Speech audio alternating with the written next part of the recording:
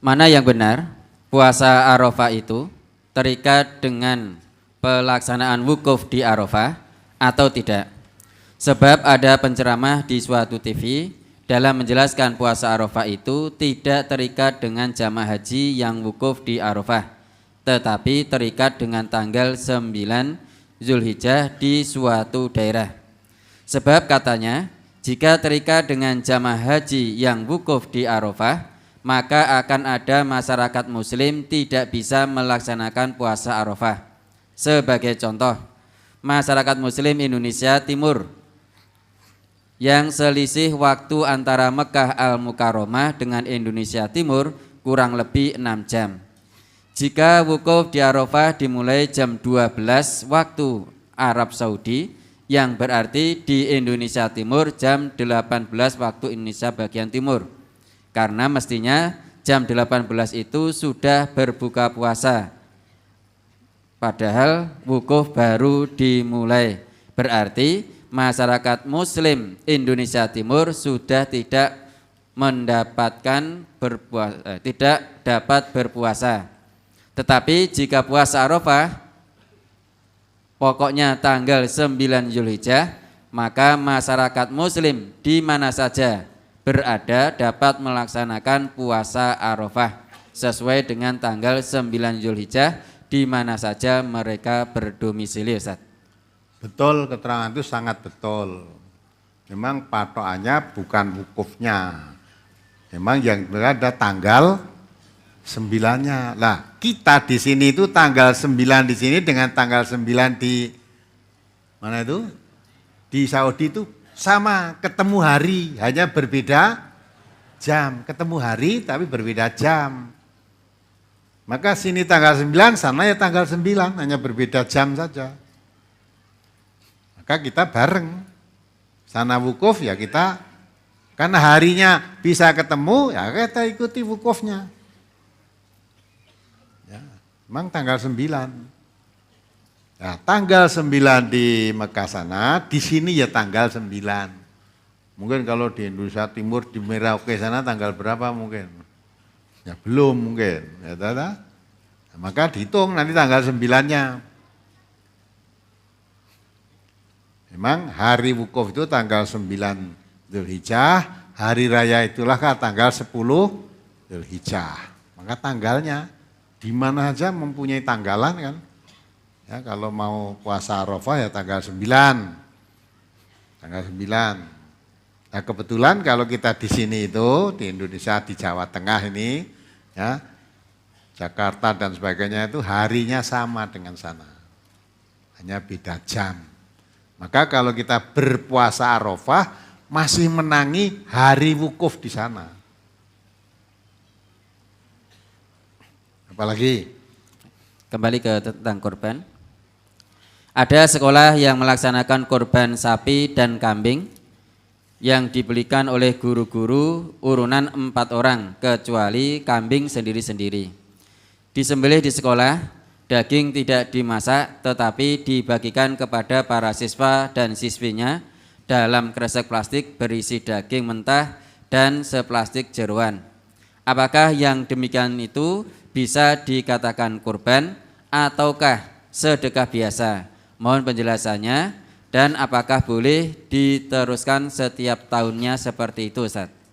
Mestinya kalau tujuannya mendidik anak sekolah biar ngerti tata cara kurban, itu tidak dibagi di murid-murid itu. Murid-murid turunan terus bagi dan tak keneng kono dhewe. Nah, mesti dibagi di sekitar sekolahan itu.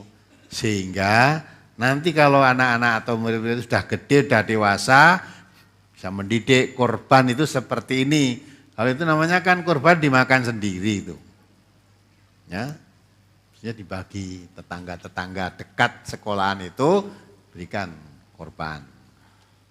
Itu korban tenan, mendidik anak untuk mengatasi bagaimana pelaksanaan ibadah korban itu pelaksanaannya bagaimana. Itu kalau jangan mendidik ya. Apalagi apabila pada hari Rabu besok masjid dekat kami mengadakan penyembelihan hewan kurban, bolehkah saya membantu dan bolehkah saya menerima dagingnya meskipun saya sholatnya hari Kamis, Ustaz? Nah, kamu sholat hari Kamis membantu korban gimana? Mestinya kalau kamu meyakini hari Kamis, hari Rebu itu bukan hari penyembelian. Hari Rebu itu hari puasa, mestinya gitu. Itu namanya kamu tidak punya pendirian. Gitu. Saya meyakini hari Kamis, berarti hari ini Rabu bukan hari saatnya menyembelih, tapi hari ini hari berpuasa. Nah kalau kamu nanti diberi dagingnya boleh saja diterima, tapi kamu tidak usah membantu. Wong kamu meyakini ini belum hari raya kok. Kamu yakin ini hari Arafah, hari puasa. Masa kamu puasa membantu orang? Ya itu katakan tadi. Kamu masih puasa tapi khutbah di masjid yang mengadakan hari raya Idul Adha-nya hari Rabu, kebetulan kamu sebetulnya hari Kamis, tapi karena kamu biasa khutbah kemana dipanggil suruh khutbahi sholat hari raya Rebu itu. Nah jadi kamu sholatnya dua, Rebu khutbah, naik khutbah terus sholat enggak? Sholat, nah besok Kamis ya lagi sholat. Jadi ada sholat hari raya 2 kali kamu nanti. Untung hanya 2, nek mungkin gelem neh. Jadi kita itu yang punya pendirian. Tanpa menyalahkan yang lain, tapi yang kita yakin itu kita pegang. Ora ajur-ajar kono ya gelem ya wis, kono Rebu salat ya aku ya melu salat. Sesuk enek Kamis salat ya tak melu salat. Lah posamu apa? Posane kapan? Nek posane siji wae utawa gandeng kuwi Rebu sudah bakdo ya sudah enggak boleh puasa ini. Itu kan, saya enggak puasa. Ada hari raya kok. Jadi hari raya nanti salat tok ora nganggo poso ta. Enggak pakai puasa Arafah. Maka keyakinan kita harus dimantapkan. Kalau kamu meyakini hari Rabu ya silahkan. Puasanya Selasa, Rebunya hari raya. Tapi kalau meyakini Kamis mestinya Rebunya puasa, Kamisnya baru sholat. Orang kok malah meleh korban di waktu puasa kamu. Justru kalau kamu meyakini hari Rebu itu hari raya, kamu puasa haram. Haram puasa hari raya itu. Apalagi? Tadi yang menyambung penyembelihan sapi pada hari Rabu. Maksud saya ikut dalam kurban iuran sapi tersebut, Ustaz. Apabila disembelih pada hari Rabu, sedang saya sholat id hari Kamis, apakah kurban saya sah atau bagaimana, Ustaz? Nah, kok diterangkan sejelas itu aja bingung. Gimana toh? Hari raya kurban itu binatang kurban disembelih setelah sholat id.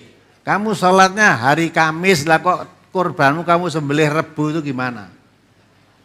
Ya, jadi binatang kurban itu disembelih setelah sholat hari raya. Kamu tadi sudah mengatakan sholatnya hari raya Kamis, lah kok kurbanmu mendahului itu gimana? Wih apa? Dasarimu pekewuh, ya enggak? Wah wis masjidnya tonggone gak mejewe wis kurban masa aku ora melu pekewuh. Beragama itu jangan pekewuh dengan manusia. Inna sholati wa nusuki wa mahyaya wa mamati. Sudah jangan pekewuh. Lah tonggone kabeh do salatnya hari Rebu masa sehari Kamis. Lah memang kamu meyakini Kamis ya salatnya Kamis. Gitu? Ora kok terus pekewuh terus melu korban, melu itu ya itu enggak betul cara begini. Jadi kalau kamu yakin hari Kamis, hari Rebu itu bukan hari menyembelih, tapi hari Rebu hari berpuasa.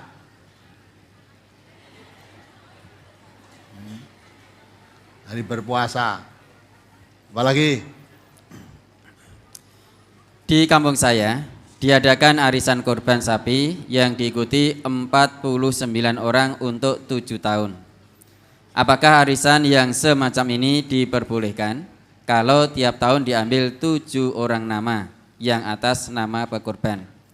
Seandainya tahun kelima yang arisan meninggal dan namanya belum muncul, apakah belum dihitung berkorban, Ustaz? Ya, maka dihitung juga, artinya korban tadi kan, karena makan waktu itu juga ada kemungkinan meninggal tadi. Harus dihitung nanti kalau meninggal bagaimana, lah itu harus dihitung. Ya, kalau meninggal, kalau dia sudah dapat, sudah korban terus meninggal, terus lainnya belum, lah yang belum dapat itu bagaimana? Itu harus dirembuk. Bagaimana, apa nanti mungkin keluarganya yang meneruskan, itu harus dirembuk keputusan. Oh ya sudah, kalau misalnya ini sudah meninggal ya sudah, dianggap saja sudah dia sudah lunas karena sudah meninggal. Atau perjanjian kalau nanti meninggal belum tuntas, arisannya belum selesai, dia mesti wajib membayar, kok meninggal, ya keluarganya yang meneruskan. Nah, kalau yang meninggal itu yang belum dapat, ya berarti dia belum dapat kan, apa diteruskan oleh keluarganya juga, boleh juga. Maka kalau ada semacam itu, dibuat peraturan yang jelas sebagai patokan untuk rujukan bagaimana terjadinya tadi. Prinsipnya arisan korban boleh saja, tapi itu termasuk usaha maksimal. Saya kalau tidak urunan gini, ya, haji kita itu banyak arisan juga, haji MTA itu arisan. Kalau ngumpul ke sendiri itu era arisan ya biasanya saut-saut saja, tapi kalau arisan ya bisa. Jadi prinsipnya boleh, tapi dibuat aturan yang jangan rame di belakang hari. Buat aturan yang baku sehingga kalau terjadi apa-apa kembalinya rujukannya kepada perjanjian yang sudah disepakati tadi. Apalagi? Apakah orang yang berkorban satu orang, pahalanya sama dengan orang yang berkorban untuk 7 orang? Misalnya, saya berkorban atas nama saya sendiri 1 ekor sapi. Apakah sama pahalanya dengan 1 ekor sapi untuk 7 orang, Ustaz? Nah, kalau begitu ya pertama urusan pahala itu udah usah ngitung kita. Nah, urusan pahala ini urusan Allah nanti.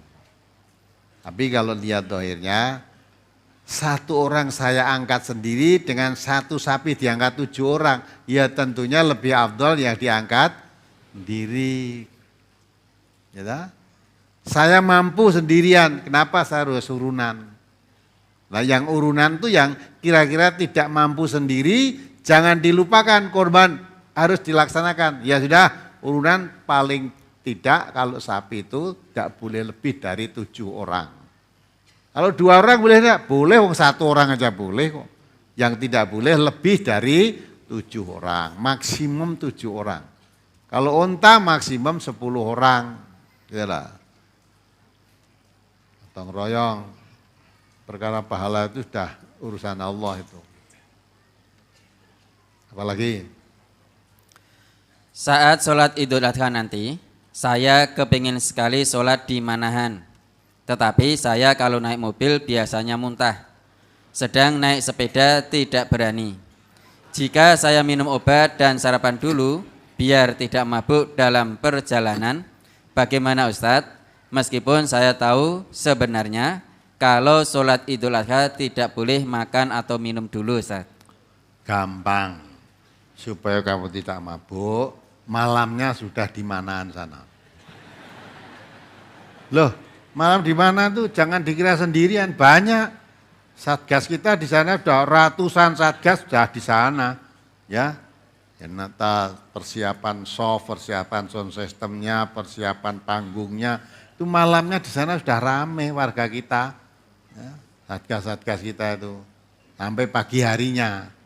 Maka kalau kamu kira-kira bingung sama sudah nanti sore ke sini, malam ikut bersama-sama tidur di sana.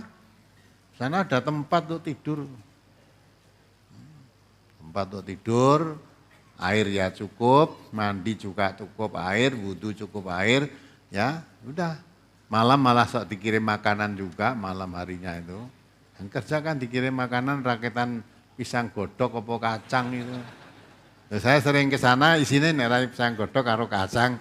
Sing basa liyane kaya durung tahu. Nah, sana juga oh kacang pisang godhog kacang. Kok dikirim apa itu sing lupih-lupih itu urung tahu ya. Ya mungkin Satgasnya senengane kacang karo kacang. Pisang godhog mungkin. Nah, ya, jadi malam besok tidur di sana. Temannya banyak. Dan semalam terus aktivitas di sana. Giliran tidurnya giliran. Lah karena kamu mau supaya tidak mabuk ya kamu tidak usah giliran kerja, kamu tidur terus saja di sana. Apalagi? Bagaimana rombongan sapi 7 orang, yang 2 orang meyakini Kamis, yang 5 orang meyakini hari Rabu. Padahal sudah dibelikan sapi. Bagaimana solusinya, Ustaz? Ya, solusinya supaya bisa ketemu sebaiknya dibelah nanti pada hari Kamis. Kalau dibelah hari Kamis kan korban, walaupun kamu meyakini Rebu. Penyembelihan kan 4 hari. Hari raya ditambah 3 hari tasrik. Tapi kalau disembelih hari Rebu yang Kamis tadi tidak korban. Ya sudah, kalau ini sepakatan ya. Kamu Rebu ya sudah, kamu Rebu sholat saja dulu, tapi binatangnya nyembelihnya nanti Kamis. Jadi korbanmu juga sah, kamu korban, saya yang meyakini Kamis juga korban. Tapi kalau kamu sembelih Rebu, ya kamu korban, saya tidak, ini namanya, itu kan. Mudah solusinya. Dan dipilih Kamis weh. Pada sholat Id, Idul Adha, hari Kamis baru disembelih. Nah gitu. Apalagi? Pertanyaan di luar korban dan sholat Id serta akikah, Ustaz. Ya. Saya warga MTA, pekerjaan saya sopir angkutan. Pada musim pilkada, mobil saya disewa untuk kampanye. Apakah saya menyalahi peraturan MTA bahwa warga MTA supaya netral, Ustaz? Enggak, wong sing disewa mobilnya kan. Kamu kan dapat duit. Disewa kan dapat duit kan. Nah sudah, disewa mobilnya. Kamu enggak usah ikut saja, biar mobilnya disewa. Ya. Apalagi? Baik. Pertanyaan berkaitan dengan brosur cukup, Ustaz. Ya. Pokoknya pilkada ini seluruh warga MTA tidak boleh jadi kader. Kader salah satu calon. Ya. Rasa kader. Tugasnya wong MTA mu nyoblos rasa dadak melu kampanye. Ya. Kampanye bengak-bengok ya arep entuk apa? Ya, kalau tidak beneran malah nanti perselisihan. Kadangnya satu kamu kampanye calon nomor 1, yang lain kancamu kampanye calon nomor 2. Lah kan udah perselisihan tadi, bermusuhan kan, geret-geretan pengaruh. Ya lebih baik serasah melu kampanye. Sudah, tugas kami besok nyoblos saja, nyoblos pilkada, nyoblos calon bupati atau calon wali kota. Ya udah gitu, datang ke tempat bilik kita nyoblos, selesai mulai wes. Rasa dadak kampanye kok akhirnya padu karo kancane dhewe. Kita menggunakan hak pilih, tidak usah mengikuti kampanyenya. Nah. Apakah ada puasa 8 Dzulhijjah yang biasa disebut orang-orang puasa tarwiyah? Kalau ada, tolong disebutkan dalilnya.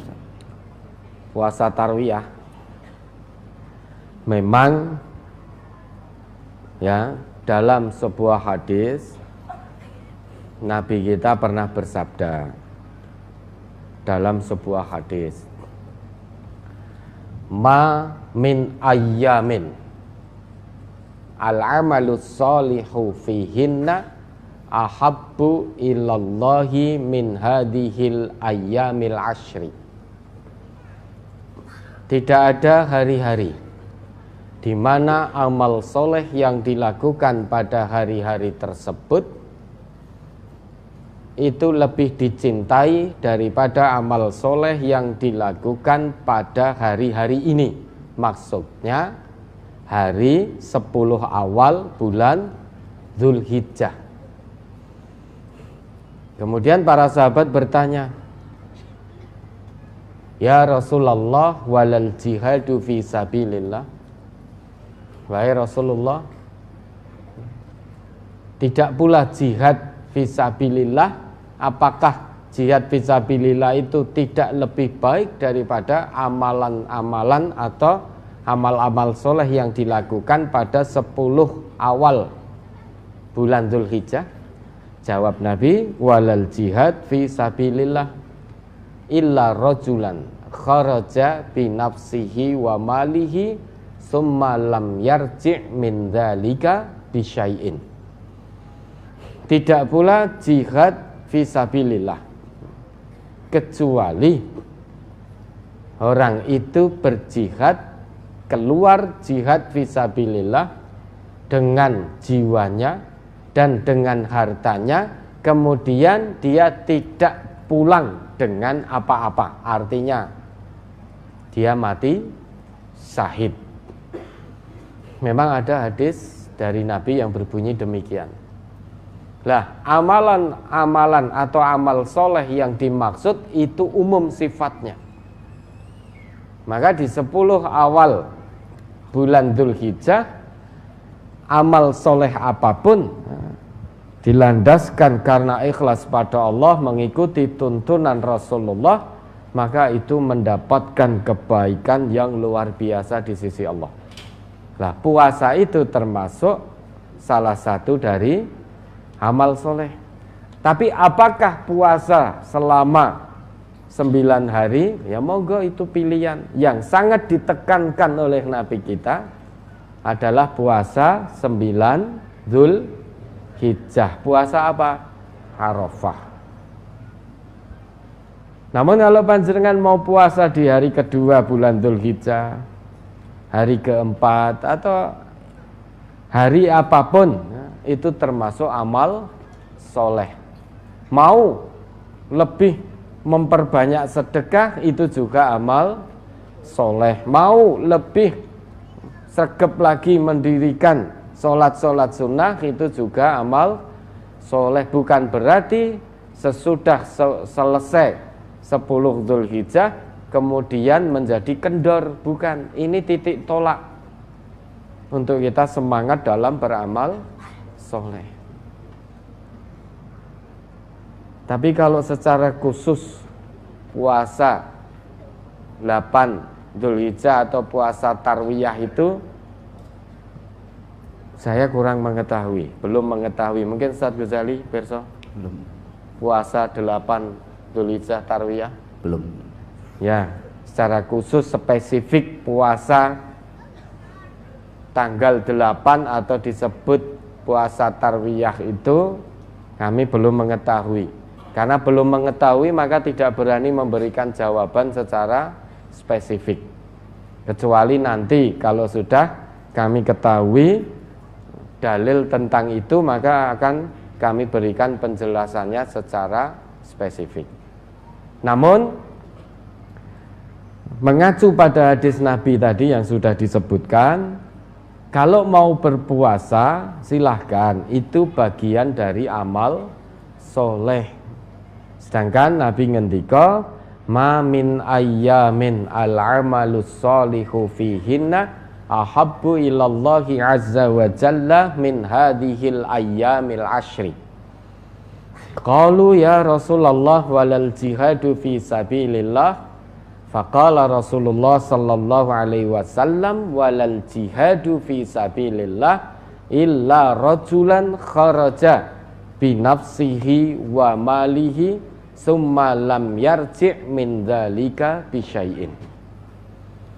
Tidak ada hari-hari di mana amal soleh dikerjakan pada hari-hari tersebut keutamaannya lebih baik daripada amal soleh yang dikerjakan pada 10 awal hari-hari bulan Dzulhijjah, 10 hari pertama bulan Dzulhijjah. dan tidak pula jihad fisabilillah, kecuali seseorang yang pergi jihad fisabilillah dengan jiwa dan harta kemudian dia mati syahid. Nah, ini motivasi dari Nabi. Motivasi dari Nabi untuk kita giat beramal soleh. Bukan hanya di 10 pertama bulan Dzulhijjah saja, bukan. Namun ini sebagai titik tolak kebangkitan kita dalam beramal soleh. Yang sangat ditekankan oleh Nabi yaitu puasa Arafah, yaitu 9 Dzulhijjah saat jamaah haji sedang wukuf. Ya, ada lagi. An Abi Sa'id al-Khudri radhiyallahu anhu qala Rasulullah sallallahu alaihi wasallam man shoma yauma arafata ghufira lahu sanatun amamahu wa sanatun khalfahu wa man shoma asyura ghufira lahu sanatun. Rawahu Tabrani fil Awsat bi isnadin hasanin. Dari Abu Sa'id al-Khudri radhiyallahu anhu, ia berkata, Rasulullah sallallahu alaihi wasallam bersabda, barang siapa yang berpuasa Arafah, diampuni baginya dosanya setahun yang lalu dan setahun berikutnya. Dan barang siapa yang berpuasa Asyura, diampuni baginya dosanya 1 tahun. Mohon diterangkan kriteria dosa yang diampuni karena puasa Arafah, Ustaz. Ya ndak ngerti saya, cuma gitu aja. Sekarangmu dosa apa wae ngono to. Terus nek dosa gede-gede barang diampuni. Dah saya tak maling, tak zina, tak bunuh orang, tak anu terus poso. Seposo Arafah dosane diampuni kabeh. Tidak begitu ya. Tidak begitu. Maka memahami agama jangan hanya satu dalil. Yang diampuni itu bagaimana? Sedang Allah mengatakan dosa yang diampuni itu hanya dosa yang dilakukan karena apa? Kebodohannya, tidak mengerti. Nah, kalau jarak dengan hadis ini apa ya diampuni? Tidak, hadis ini tidak bisa membusa ayat, gitu.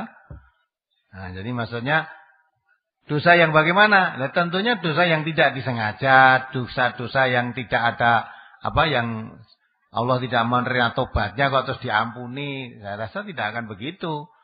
Maka ini menunjukkan bahwa puasa Arafah itu coba jangan saudara juga berpikir puasa yang akan datang pun diampuni terus saudara berbuat apa saja selama 1 tahun. Terus diampuni. Ya kan ini diampuni 2 tahun kan? Barang siapa yang berpuasa Asyura diampuni baginya dosanya 1 tahun. Sedang tadi saya bersabda barang siapa yang puasa Arafah diampuni baginya dosanya setahun yang lalu dan setahun yang berikutnya. Ya. Tahun yang lalu berarti wis cetok ya. Tahun berikutnya, tahun yang akan datang diampuni juga kalau saudara puasa Arafah. Jadi jangan beranggapan nanti setelah puasa Arafah saudara berbuat apapun setahun bebas. Bebas dari dosa karena sudah diampuni kok. Jadi cara pemahamannya tidak seperti itu. Itu menunjukkan bahwa puasa Arafah itu pahalanya sangat besar. Sampai digambarkan oleh Rasulullah 1 tahun yang lalu, 1 tahun yang akan datang. Dosa diampuni itu menunjukkan pahalanya sangat besar. Jadi jangan terus dipaham, saya sudah puasa Arafah hari ini, dosa saya yang setahun diampuni. Dosa setahun yang akan datang diampuni juga, maka saya setelah puasa akan berbuat sakarepe dhewe selama 1 tahun, diampuni semua. Coba dibaca ulang ayat 17 surat An-Nisa itu. Surat An-Nisa surat keempat ayat 17. A'udzubillahi minasyaitonirrajim. Innamat taubatu 'alallahi lilladzina ya'maluna as-su'a bijahalatin tsumma yatubuna min qaribin faulaika yatubullahu 'alaihim wa kana Allahu 'aliman hakima. Sesungguhnya taubat di sisi Allah hanyalah taubat bagi orang-orang yang mengerjakan kejahatan lantaran kejahilan, yang kemudian mereka bertaubat dengan segera. Maka mereka itulah yang diterima Allah taubatnya. Dan Allah Maha mengetahui lagi Maha bijaksana. Jelas kan? Jadi yang diterima taubatnya oleh Allah itu orang yang berbuat kejahatan karena kejahilan. Jahil itu karena bodoh, tidak tahu. Nah, itu pun setelah tahu bersegera, bertaubat dengan segera. Ya. Summa yatubuna min qarib. Setelah tahu bahwa yang dilakukan itu salah, segera bertaubat. Ya. Walaupun dulunya tidak tahu, setelah tahu tidak segera bertaubat, ya, masih melanjutkan dulu, tobatnya nanti ditunda, itu sudah namanya sengaja. Bukan karena bodoh, tapi karena sengaja. Nah, dosa perbuatan yang dilakukan karena kesengajaan itu tidak ada taubatnya. Tidak diampuni oleh Allah, tidak ada taubatnya. Maka kalau kita memahami hadis ini, yang diampuni oleh Allah ini, puasa Arafah tadi, ya tentu dosa-dosa yang bukan dilakukan karena kebodohan tadi. Apalagi? Udah. Brosur halaman 7 tentang puasa Sya'ban. An Aisyata ummil mu'minina radhiyallahu anha annaha qalat kana Rasulullah sallallahu alaihi wasallam yasumu hatta naqula la yuftiru wa yuftiru hatta naqula la yasumu wa ma ra'aitu Rasulullah sallallahu alaihi wasallam istakmala siyama syahri qattu illa ramadhana wa ma ra'aituhu fi syahrin aktsara minhu siyaman fi Sya'bana. Rawahu Muslim. Dari Aisyah Ummul Mukminin radhiyallahu anha, ia berkata, adalah Rasulullah sallallahu alaihi wasallam berpuasa sehingga kami mengira seolah-olah beliau tidak pernah berbuka. Dan apabila beliau tidak berpuasa, kami mengira seolah-olah beliau tidak pernah berpuasa. Dan saya tidak pernah melihat Rasulullah sallallahu alaihi wasallam berpuasa sebulan penuh melainkan di bulan Ramadan. Dan tidak pernah saya lihat beliau memperbanyak puasa pada bulan lain seperti bulan Sya'ban. Hadis sahih riwayat Muslim. Apa yang ditanyakan? Di situ diterangkan, dan saya tidak pernah melihat Rasulullah sallallahu alaihi wasallam berpuasa sebulan penuh melainkan di bulan Ramadan. Yang saya tanyakan, bagaimana kalau kita puasa sebulan penuh, Ustaz? Bagaimana hukumnya? Piye? Piye pertanyaanmu balanan? Bagaimana kalau kita berpuasa sebulan penuh, bagaimana hukumnya, Ustaz? Wajib. Berpuasa bulan penuh, bulan Ramadan, hukumnya wajib. Apa yang ditekokke? Di bulan Sya'bannya dipenuhkan, Ustaz. Nah ya. Nah, kamu senengnya nggawe rekodaya ngono iki piye? Agama senengane diotak-atik. Terus cuma seandainya ora bakal kowe nglakoni. Ya. Ora bakal kowe nglakoni wong poso Senin Kamis ora tau kok. Gayane arep ngungkuli nabi gitu lho. Lho nabi posone sebulan penuh Ramadan, bulan Sya'ban ora. Piye nek aku poso bulan Sya'ban tak puasa sebulan penuh. Itu mung khayal ya. Khayalan. Wong kowe biasane nek Sya'ban mung nisfu Sya'ban ngono kok. Ya ndak? Biasanya kamu yang diperhatikan nisfu Sya'ban toh? Tanggal setengah bulan Sya'ban, tanggal 15. Nah, sing diumumke tanggal 15 bulan Sya'ban. Nah, engko nek wis arep poso kuwi terus nyadran ta ngono to umume. Gayamu kaya arep kaya arep mengikuti sunah. Padahal sing mbok gedhe-gedheke bid'ah gitu kok. Ini gedhe-gedheke bid'ah. Ya, kalau kamu mau ngikutin Nabi, ya boleh puasa di bulan Sya'ban itu paling banyak dibanding bulan-bulan yang lain, tetapi jangan sebulan penuh kalau kamu mengikuti sunnah. Tapi kalau kamu mau melakukan bid'ah, ya poso nisfu Sya'ban. Terus arep Sya'ban, arep poso sadranan ning kuburan mangan-mangan ya nggawa ampeng-ampeng ning kuburan. Terus karo ngirim ganjaran, lah kuwi lakonono. Terus-terusno ngono kuwi ya toh. Tapi kalau kamu mau mengikuti sunnah Rasulullah di bulan Sya'ban itu Rasulullah memperbanyak puasa tetapi tidak sampai sebulan penuh. Ora enek acara sadranan ora enek. Terus nek besar poso kuwi terus Nabi ngumpulke sahabat-sahabate jak ning kuburane para syuhada, ayo do mangan ning kene mesti kuburane ngirim ganjaran para syuhada iki ora enek riwayate. Sahabat ya begitu, setelah Nabi wafat tinggal para sahabat dulu pendak arep poso bulan Sa'ban ini terus ngumpulke sahabat-sahabat ayo do ngirim ganjaran ning Nabi. Ning kuburane Nabi kono ora neng kedadian ngono kuwi. Mung saiki wong-wong saiki sing kok. Nah begitulah. Maka kalau kita ikuti Rasulullah, tidak ada cara-cara seperti itu. Neng piye nek dijak ngono ya, lah mbah-mbahku dhisik ya ngono kok, mulai tak kandhani ta. Allah sudah mengatakan, "Fattabi'uhu wala tattabi'u subula." Jangan ikuti jalan selain Al-Qur'an ini.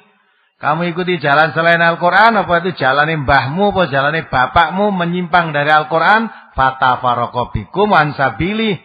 Itu menyesatkan kamu dari jalan yang lurus tadi.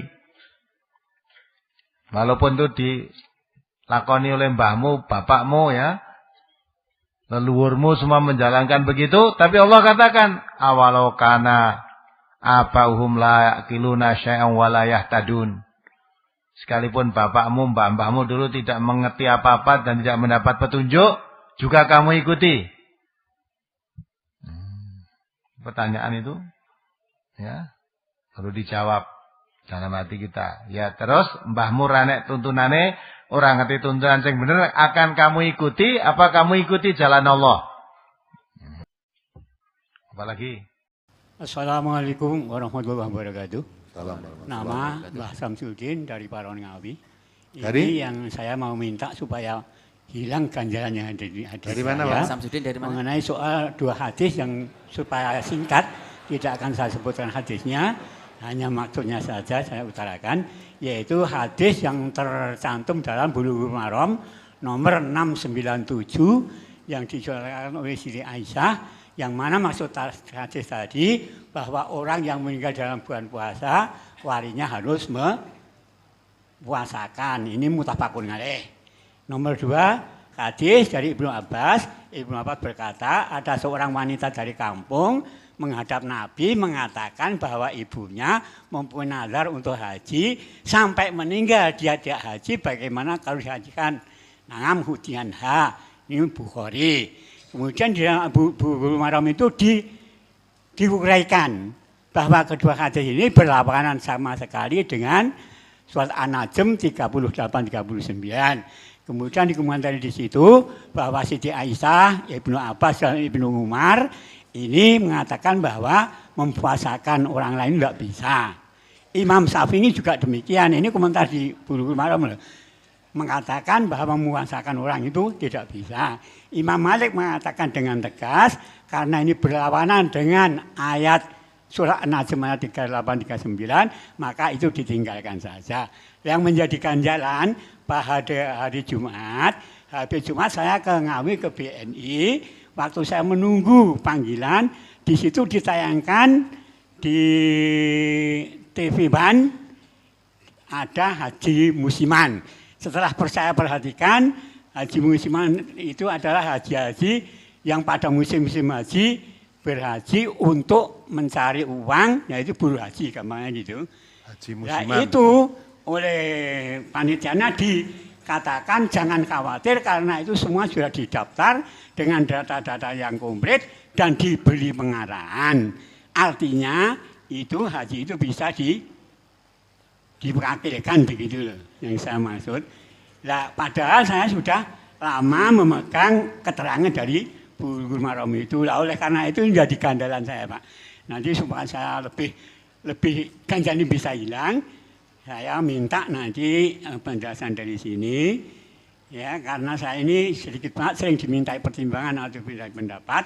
Contohnya kemarin waktu PHBI Kecamatan Paron mau menghadapi Idul Adha ini mengundang saya, tapi saya tidak bisa datang karena sesuatu. Ketuanya akhirnya datang ke tempat saya, hanya menanyakan kalau Idul Adhanya gimana Mbah Sam? Saya jawab, kowe wis ngerti poso nama urfah warung. Mumpun lha poso nupahi posone wong sing wong kaji agek hukum ning Arafah, sing ora kaji disunahke poso. Lan wis bar poso otomatis boto ngoten, iya wis ngoten. Nah itulah yang menjadikan saya minta antara yang satu dengan yang lain tadi, yang dilegalkan ini tadi Pak, ini apa sudah betul, apa saya yang salah gitu. Minta maaf sebelumnya, terima kasih atas penjelasannya. Betul itu. Jadi kalau berapa tadi, karena bertentangan dengan Al-Quran, ya tinggalkan saja. Betul kan? Apalagi orang mati kok masih berkewajiban menjalankan rukun Islam. Ya, mau haji, belum kebacut, belum kelaksanaan haji, mati. Ya sudah, kewajiban haji masih enggak? Enggak. Tadi kemarin sudah saya terangkan, rukun Islam itu diwajibkan oleh Allah kepada orang Islam yang hidup. Untuk haji, yang hidup itu pun dengan catatan kalau mampu. Walaupun hidup tidak mampu, tidak wajib. Mampu, bisa mampu dananya, bisa mampu fisiknya. Fisiknya mampu, dananya tidak mampu, tidak wajib. Dananya tidak mampu, fisiknya mampu, tidak wajib. Ya, masih hidup itu. Lah apalagi sudah mati apa mampu? Kalau orang mati jelas tidak mampu. Tidak mampu apanya? Fisiknya jelas tidak mampu. Maka itu rukun Islam itu hanya untuk orang hidup. Kalau sudah mati sudah selesai. Ya, sudah selesai, nggak ada kewajiban lagi. Ya itu badal haji tadi Pak. Nah, maka itu badal haji ini umat Islam ada dua pendapat. Yang satu boleh, syaratnya harus sudah haji. Yang satu berpendapat tidak boleh, karena itu bertentangan dengan ayat-ayat Quran. Ya, menghajikan orang yang sudah mati. Memang akhirnya haji musiman itu ya begitu Pak. Ya, saya pernah bersama orang yang menghajikan orang lain. Satu orang itu membawa waktu itu 5 atau 6 orang. Jadi menghajikan 6 orang. Sampai di sana dicarikan orang-orang. Waktu itu kebetulan ketemu dari anak-anak Madura sana. Di sana sudah lama, yaitu tukang melaksanakan badal haji. Ya, waktu itu orangnya haji bareng saya kok. Haji waktu itu baru 5 juta. Ya dah? Nah, dia menghajikan titip itu tadi, menghajikan orang per orang 3 juta. Di sana diserahkan anak-anak Madura hanya 1,5 juta. Untung kan? Nah, menurut tiap tahun bisa berangkat terus, untungnya gede. Lah apa yang ngono kuwi ibadah kuwi. Maka itulah bagi yang mempercayai itu silahkan. Badal haji kan kalau yang penting syariatnya dihajikan orang lain boleh, maka orang ini tadi dari sini bisa membawa 5 orang tekan karena diserahkan orang lain. Jadi dimaklari. Ibadah kok seperti itu. Nah kalau menurut ya kembali kepada Al-Quran, man amila sholihan fali nafsihi wa man asa'a fa'alaiha. Orang haji pahalanya untuk dirinya sendiri. Tidak bisa kok saya haji pahalanya untuk teman saya atau mbah saya, bapak saya, itu enggak bisa. Itu Quran mengatakan man amila sholihan fali nafsihi wa man asa'a fa'alaiha. Namun yang berpendapat boleh silahkan. Memang ada 2 pendapat. Yang satu mengatakan boleh, yang satu mengatakan tidak. Yang boleh silakan menghajikan, yang tidak boleh ya enggak usah. Enggak usah ngolok-ngolok yang menghajikan orang lain. Ya. Yang mengatakan, yang membolehkan itu tidak usah mencela yang tidak membolehkan. Sama-sama punya hak pendapat. Nah gitu kan. Dah beda pendapat, enggak usah putus silaturahim. Indah toh Islam itu. Tidak usah terus beda. Untuk orang jadi musuh, jangan. Enggak boleh itu.